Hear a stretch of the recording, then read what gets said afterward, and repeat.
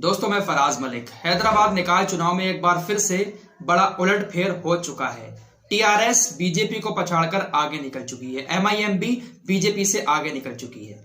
लेकिन आज के जो आंकड़े आए हैं सुबह से अब तक, तो इन आंकड़ों को देखकर एक बात तो समझ में आ गई कि गोदी मीडिया जो आंकड़े दिखाता है इस पर कभी भी यकीन नहीं करना चाहिए। गोदी मीडिया ने बीजेपी को जो सुबह से आगे किया है, तो अभी भी बीजेपी को वो लोग आगे ही किए हुए हैं। बीजेपी को सुबह इन्होंने 80 से 90 सीटों तक पहुंचा दिया था, जबकि टीआरएस और एमआईएम बहुत पीछे पिछड़ गई थी। और इन्होंने डिक्लेयर कर दिया था कि इस बार बीजेपी का मेयर हैदराबाद के अंदर चुना जाएगा। लोग घबरा गए कि ये चुनाव तो बैलेट पेपर से हुआ है, ईवीएम से तो हुआ नहीं है। इसके बावजूद भी बीजेपी इतनी बड़ी जीत कैसे हासिल कर रही है? लेकिन ये आंकड़े थे सिर्फ पोस्टल बैलेट के। पोस्टल बैलेट में ज्यादातर वोट जो है बीजेपी को ही पड़े हैं। लेकिन अब जो आंकड़े आ रहे हैं उसके मुताबिक वैसे गोदी मीडिया पर अभी भी बीजेपी की 47 सीटें दिखा रहा है, टीआरएस की 64 और एमआईएम की 28 सीटें इस वक्त दिखाई जा रही हैं गोदी मीडिया पर। लेकिन जो असली हकीकत है वो मैं आपके सामने रखने वाला हूं। जो तेलंगाना के लोकल चैनल हैं वहां पर सबसे सटीक जानकारी आ रही है। तेलंगाना के लोकल चैनल पर इस वक्त जो आंकड़े हैं, टीआरएस के खाते में 62 सीटें हैं, बीजेपी के खाते में सिर्फ 22 सीटें रह गई हैं और एमआईएम के खाते में 31 सीटें। कांग्रेस बेचारी वही 3 पर अटकी हुई है। तो सबसे आगे है नंबर 1 पर टीआरएस, दूसरे नंबर पर एमआईएम।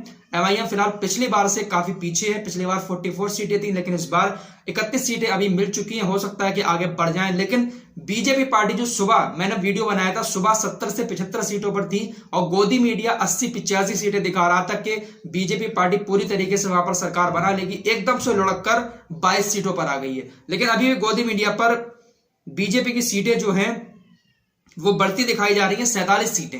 47 सीटें अभी भी गोदी मीडिया दिखा रहा है। तो ये गोदी मीडिया के आंकड़ों पर बिल्कुल भी भरोसा नहीं करना चाहिए। फिलहाल अब जो करंट के आंकड़े हैं इसको देखते हुए तो यही लगता है कि बीजेपी हैदराबाद में अब सरकार नहीं बना पाएगी। शुरू के जब रुझान आए थे तो उस वक्त सभी लोग ये चर्चा कर रहे थे कि बीजेपी ने इतनी बढ़त कैसे ले ली। और आज तक चैनल पर तो लगातार यही बातें चल रही थी कि बीजेपी ने इस बार सरकार बना ली, बीजेपी ने यह कर दिया, बीजेपी ने वो कर दिया। योगी आदित्यनाथ पहुंचे थे, अमित शाह पहुंचे थे, जिसकी वजह से इलेक्शन पलट गया। मतलब सुबह से ये लोग लगातार यही चीजें दिखा रहे थे और जो उनके भक्त हैं उनको खुश किए जा रहे थे। लेकिन अब जो है बाजी पलट चुकी है। सिर्फ 22 सीटें हैं बीजेपी के खाते में। लेकिन लौट फेर कर बात यह आती है कि जीतता कोई भी है, लेकिन उसमें कहीं ना कहीं गुणगान बीजेपी पार्टी का गोदी मीडिया जरूर करती है। बीजेपी पार्टी के लिए अब गोदी मीडिया यह बात कह रही है कि पिछली बार से बीजेपी को बहुत ज्यादा फायदा हुआ है, बीजेपी का यह चुनाव काफी अच्छा रहा है।